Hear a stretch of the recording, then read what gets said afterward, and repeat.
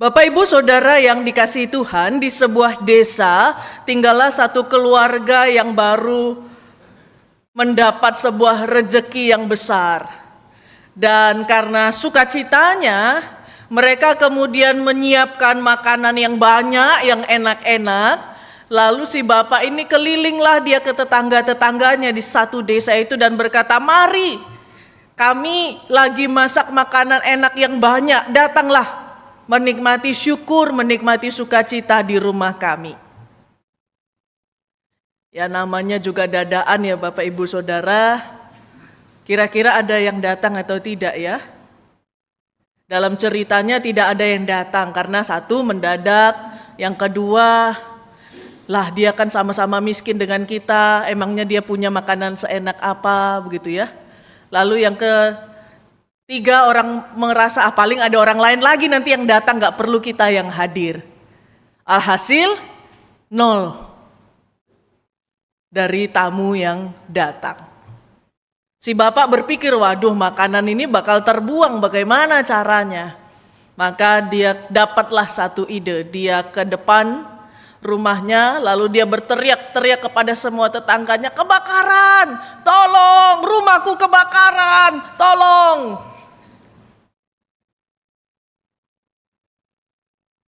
Setelah berteriak-teriak sekian lama, hanya muncul 3 orang yang datang membawa ember dari tetangganya. Yang lain hanya memantau dari jauh. Ya mereka juga punya kesibukan, mungkin ada yang sedang sakit, mungkin ada yang sedang punya urusan yang tidak bisa ditinggalkan. Akhirnya ketika 3 orang ini masuk, tidak menemukan api, yang nemu adalah makanan enak. Dan 3 orang ini kemudian berpesta dengan semua makanan enak itu. Bapak Ibu Saudara yang terkasih, saya jadi bertanya ketika membaca dongeng untuk anak-anak sekolah ini ya. Kita itu kalau mau hadir dalam hidup orang lain, butuh apa yang mendorong kita untuk hadir? Kalau pesta karena undangan ya. Kalau ada mantenan gitu ya bales karena kemarin dia datang ke kita harus datang ke dia. Gitu ya kalau budaya Indonesia ya. Kalau nggak bales itu kayaknya kok nggak sopan. Atau kalau kedukaan juga gitu. Atau bencana, musibah. Oh dia sudah bantu kita yang dulu maka sekarang kita bantu dia. Atau dengan kekhawatiran nanti kalau kita ada apa-apa nggak ada yang bantu ya sekarang kalau ada yang susah kita bantu orang itu. Apakah itu Bapak Ibu Saudara yang menjadi mindset kita, pola pikir kita ketika kita diundang masuk hadir dalam hidup orang lain ketika ada suka duka? Apakah kita tidak punya dasar yang lebih tulus begitu ya, lebih murni? Apakah kita merasa bahwa kalau untuk diundang masuk dalam hidup orang lain itu beban? Apalagi kalau mantenan harus memberi, amplopnya harus ada begitu ya, transferannya. Sekarang itu undangan pernikahan dan undangan ulang tahun disebar lalu ada nggak apa-apa nggak datang tapi ada nomor rekening gitu ya. Bapak Ibu Saudara yang terkasih, untuk bisa peduli pada orang lain seringkali bagi kita lihat sebagai gangguan atau interupsi dalam semua agenda kehidupan kita yang sudah tertata. Entah itu agenda keuangan kita atau agenda jadwal harian pekerjaan kita atau rencana keluarga kita. Kalau dia tidak benar-benar penting, kita nggak akan belani untuk datang. Entah itu suka, entah itu duka.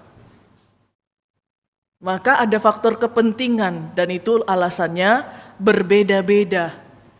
Nah persoalannya hari ini firman Tuhan mengajak kita berpartisipasi, bekerja bersama Allah ketika kita tidak perlu membuat alasan dan tidak perlu cari dasar mengapa kita harus berpartisipasi. Hari ini kita membaca 2 kisah minimal dari Abraham dan dari Tuhan Yesus. Lihat, ketika Tuhan Yesus meminta Abraham pergi, memanggil Abraham keluar dari rumah bapaknya, tujuan Tuhan apa? supaya oleh Abraham dan keturunannya seluruh muka bumi diberkati. Tapi untuk itu dia harus meninggalkan semuanya, keluarganya, rumah bapaknya, tempat aman dan nyamannya. Dari Ur Kasdim. Ur Kasdim itu sekarang kalau dibandingkan mungkin kayak dari New York begitu ya, dari tempat yang sangat metropolitan, peradaban tertinggi sebelum peradaban Sungai Kuning dan Sungai Gangga adalah Sumeria, Bapak Ibu, wilayah Ur Kasdim itu. Di sana sudah maju ya, pembangunan sudah gila-gilaan di sana, lalu kemudian mereka pindah ke Haran. Haran pun masih kota yang lebih makmur.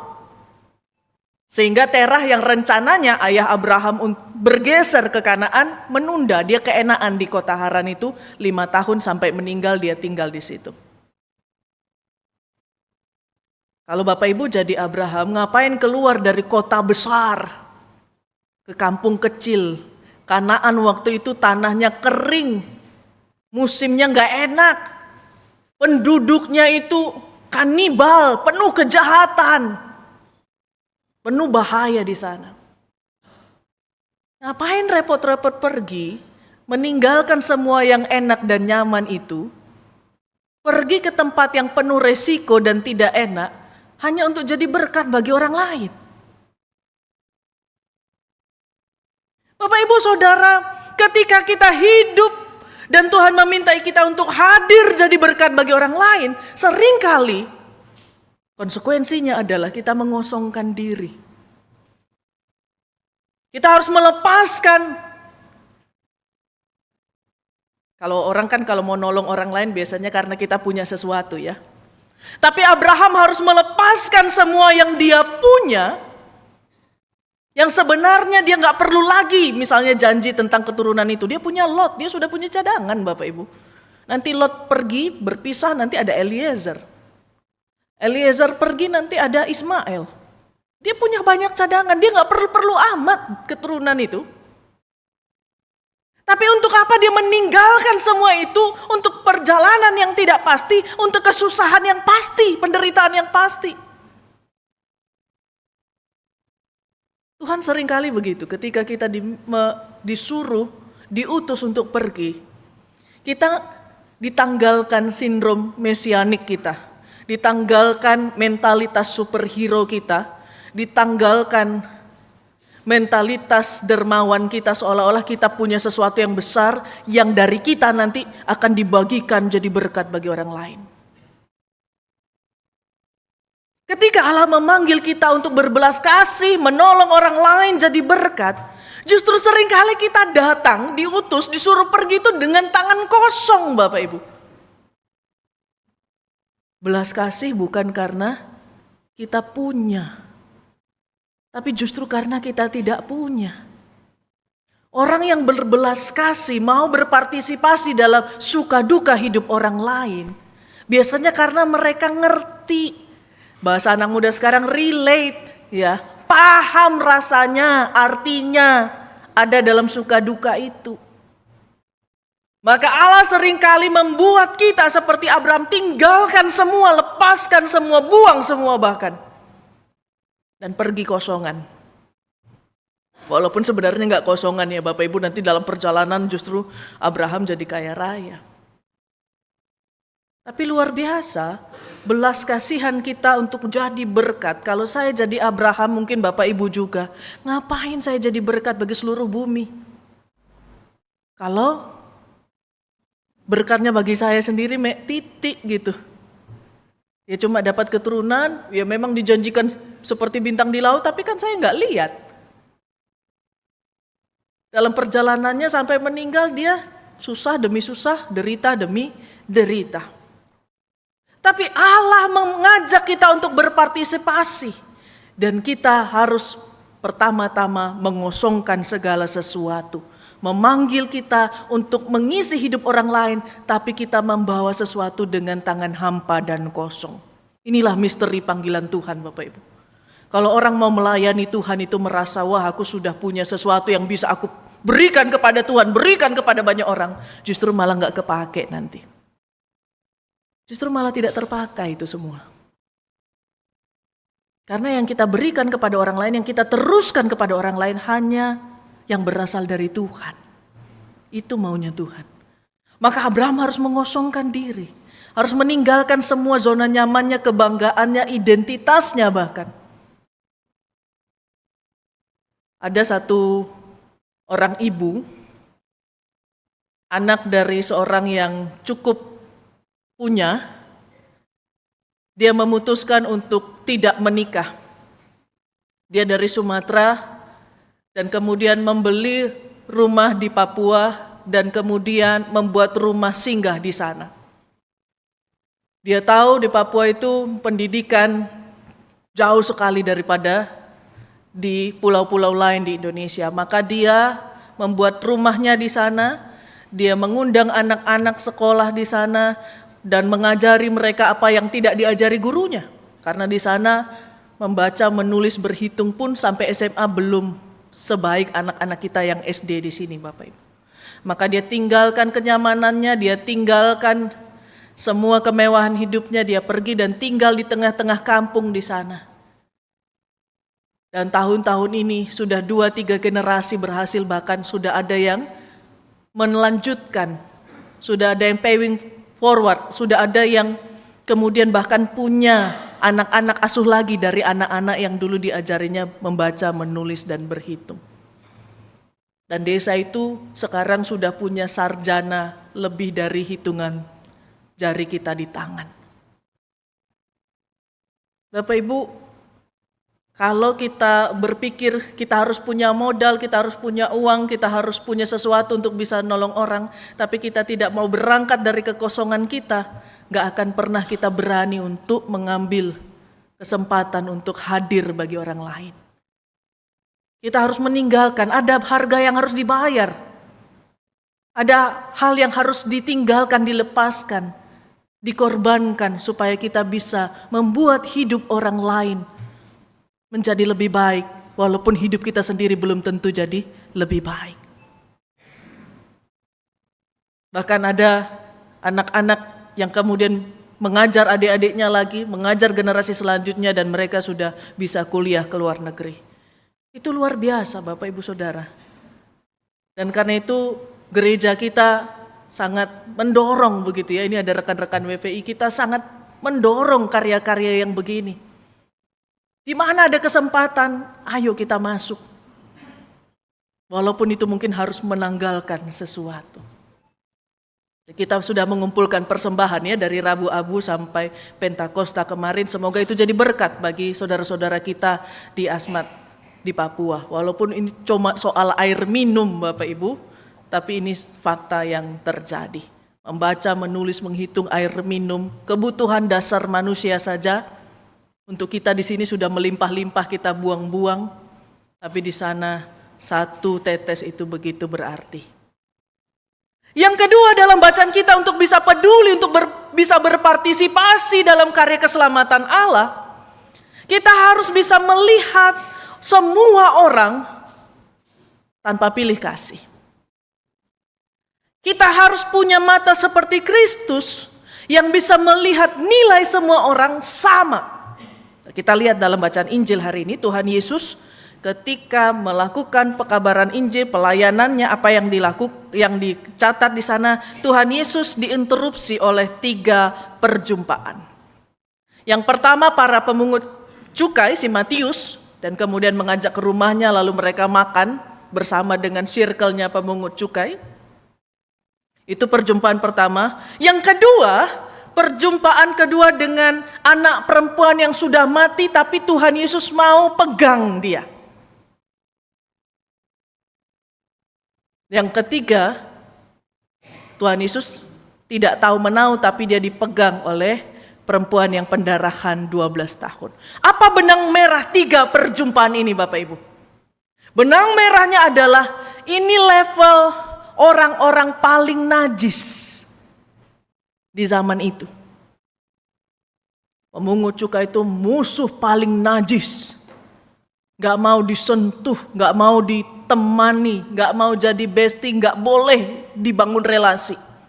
Musuh negara. Orang yang paling pertama dianggap masuk neraka adalah pemungut cukai pada zaman Tuhan Yesus. Yang kedua, anak perempuan, dua ini, sudah anak perempuan, mati pula. Anak perempuan kan sudah ulang-ulang saya khotbahkan dianggap tidak berharga ya Bapak Ibu. Mati saja itu juga sudah level najis. Bapak Ibu tahu kisah orang Samaria yang baik hati? Ketika para imam, orang Lewi gak mau pegang, gak mau tolong orang Samaria itu karena dipikir sudah mati. Karena kalau pegang orang mati berarti kita najis seharian, gak bisa berdoa. Dan itu kerugian. Tapi Tuhan Yesus datang dan pegang. Lalu yang ketiga, perempuan yang sudah 12 tahun pendarahan, Tuhan Yesus tambah najis lagi. Ini 3 level najis yang paling tinggi dalam satu momen berjumpa dengan Tuhan Yesus. Kalau orang-orang rohaniawan pada zaman itu pasti sudah dimaki-maki ketiga orang ini. Ya, kamu najis, kenapa menyentuh saya, perempuan 12 tahun? Kamu membuat saya harus menunggu sampai matahari terbenam supaya bisa kudus lagi, supaya bisa tahir lagi. Dipermalukan di depan umum pasti. Tapi apa yang dilihat, yang kita lihat dalam Injil hari ini, ketika orang-orang Farisi menertawakan, memprotes Yesus, kenapa makan dengan para pemungut cukai? Tuhan Yesus bilang, mereka bukan orang berdosa. Mereka orang sakit yang butuh tabib. Anak perempuan yang mati itu bukan najis. Mereka orang sakit yang butuh tabib. Perempuan yang 12 tahun ini bukan pendosa yang sangat najis. Tapi orang yang 12 tahun sudah menangis, meminta tolong, berdoa pada Tuhan, dan butuh tabib, butuh pertolongan Tuhan. Kalau orang biasanya melihat 3 kelompok nama ini, langsung buang muka, pura-pura gak lihat, Tuhan Yesus justru memanggil Matius, mari ikutlah aku. Malah dipanggil jadi murid, malah duduk makan bersama, malah dipegang anak perempuan yang mati ini. Malah bagi perempuan yang 12 tahun Tuhan Yesus malah bukan cuma sekedar lewat, lanjut terus. Tuhan Yesus berhenti, Tuhan Yesus ngongke perempuan ini. Dan bahkan Tuhan Yesus mengatakan, anakku, dosamu sudah diampuni.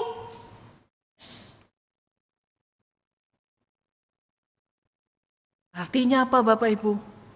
Itu contoh belas kasih yang sejati itu.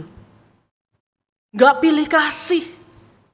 Dan bukan datang sebagai juru selamat superhero ya, sindrom mesianik ya, bahwa Yesus juru selamat betul. Tapi bukan datang sebagai orang yang lebih tinggi kepada orang yang lebih rendah, orang yang lebih suci kepada orang hina, enggak. Tuhan Yesus tidak pernah melihat 3 pihak ini sebagai orang yang lebih rendah dari dia. Maka dia bisa berbelas kasih. Maka bisa menghargai. Maka dia melihat mereka setara, sejajar dengan dia. Tidak dianggap sebagai gangguan yang interupsi. Yang bikin repot atau ribet, bukan. Tapi ini manusia yang berharga. Mereka bukan orang-orang yang terdakwa, mereka orang-orang sakit yang butuh ditolong. Dan hanya cinta kasih yang dengan komitmen tinggi akan konsisten seperti itu Bapak Ibu. Kalau sindrom mesianik itu sesekali dia mau tolong orang, apalagi kalau ada kamera, apalagi kalau diviralkan.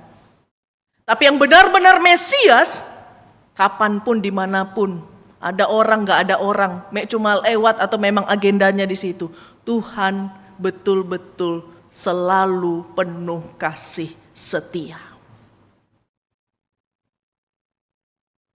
Tidak kadang-kadang, tidak lihat-lihat dulu orangnya. Semuanya mendapatkan jamahan belas kasih Tuhan. Tuhan Yesus tidak marah-marah. kepada orang-orang ini karena dia melihat mata mereka. Ini orang yang lapar dan haus akan cinta kasih Allah. Dia berbelas kasih bukan hanya sekedar kasihan. Nah, orang Kristen ini ingin nolong orang kadang-kadang belum sampai di titik belas kasih. Baru hanya sekedar kasihan. Dan itu membuat kita ya kadang-kadang capek. Kenapa? Kalau orang yang kita kasihani dikasih hati minta jantung. Ya. Dikasih pertolongan malah nanti jadi masalah lagi. Lalu kita bilang ya sudahlah, stoplah saya. Bapak Ibu Saudara yang terkasih, kalau sekedar kasihan, kita akan cuma kadang-kadang sekedarnya. Atau cuma kalau ada kesempatan. Atau malah sengaja kita hindari kesempatan itu. Supaya kita nggak perlu hadir terlibat dalam hidup orang lain dan jadi saluran berkat Tuhan bagi kehidupan orang lain. Tapi kita lihat apa yang dilakukan oleh Tuhan Yesus. Kadang-kadang perutusan yang dilakukan Tuhan, panggilan Tuhan, tugas-tugas yang dari Tuhan tidak datang dengan jelas, dengan agenda yang terstruktur. Hari ini kita akan ketemu orang ini, layani dia. Tidak. Kadang-kadang dalam perjumpaan-perjumpaan yang tidak tersengaja, justru ketika kita mau benar-benar merespon dengan serius, menanggapi dengan penuh, dengan utuh kehadiran orang-orang di sekitar kita, maka karya besar Tuhan bisa terjadi melalui kita dan menghasilkan buah-buah iman bagi saudara-saudara kita. Persoalannya, saudara yang terkasih, di zaman sekarang kita diajari untuk punya agenda melayani. Kita diajari punya jadwal untuk menolong, untuk peduli, untuk terlibat dalam hidup orang lain. Anak muda sekarang diajari kita ini punya baterai sosial. Kalau lowbat, istirahat dulu, dicas dulu, diisi dulu. Ya. Nanti kalau sudah full baru pelayanan lagi, baru baik lagi, baru mengasihi lagi. Artinya kita belum punya belas kasih. Karena cinta kasih dan belas kasih sejati itu gak akan pernah lowbat, Bapak Ibu. Gak perlu dicas. Bahkan secapek-capeknya kita, kalau buah Roh Kudus kasih itu ada, dia akan bisa tetap mengalir dan memancar walaupun kita sedang ada dalam penderitaan sekalipun. Itu yang diceritakan para rasul, bukan? Itu yang diceritakan Kristus di atas kayu salib, bukan? Tapi inilah roh zaman ini. Inilah cobaan zaman ini. Kita dibatasi. Kita dibilang pelayanan, memperhatikan orang lain itu jangan 24 jam. Betul Bapak Ibu, perhatikan juga dirimu, perhatikan keluargamu. Tapi bukan berarti bahwa belas kasih itu bisa diagendakan, diatur, di-schedule, dijadwal. Cinta kasih akan membuat kita keluar dari zona nyaman, zona ego kita.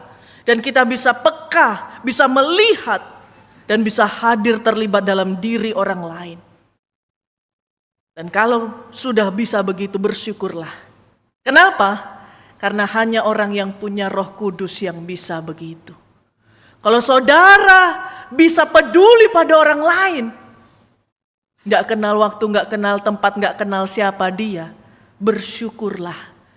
Karena hatimu sudah serupa dengan Kristus. Apakah saya dan saudara ini orang-orang yang sulit untuk peduli? Karena kita sudah terlalu lelah, terlalu banyak masalah. Itu bukan karena masalah kita yang banyak, bukan karena kita tidak punya energi dan waktu. Tapi karena kita belum punya Allah di dalam hidup kita. Seharusnya untuk peduli pada orang lain, untuk mengasihi orang lain tidak ada tombol on off-nya, tidak ada saklarnya, kapan on, kapan off, kapan menyala, kapan dipadamkan. Peduli dan mengasihi orang lain itu seperti garam yang tidak pernah bisa menjadi hambar dan seperti pelita yang tidak pernah padam. Harus terus menyala. Mengapa? Karena Allah juga begitu. Allah tidak pernah berhenti, tidak pernah lelah mengasihi, tidak pernah cuti untuk peduli. Dan kita anak-anaknya dipanggil untuk serupa dengan Allah yang selalu siap sedia mengasihi, yang selalu siap sedia untuk hadir utuh penuh. Dan percaya bahwa siapa yang di depanku ini bukan sekedar lewat kebetulan saja dalam hidupku, tapi dia dan aku adalah agenda Allah supaya dalam perjumpaan-perjumpaan kami, siapapun dia, pekerjaan Allah terjadi dan belas kasihan Tuhan berbuah-buah dalam cinta kasih. Maka Tuhan bilang, bukan kurban persembahan yang aku mau. Yang Tuhan kehendaki adalah belas kasihan. Amin. Saat hening bagi kita.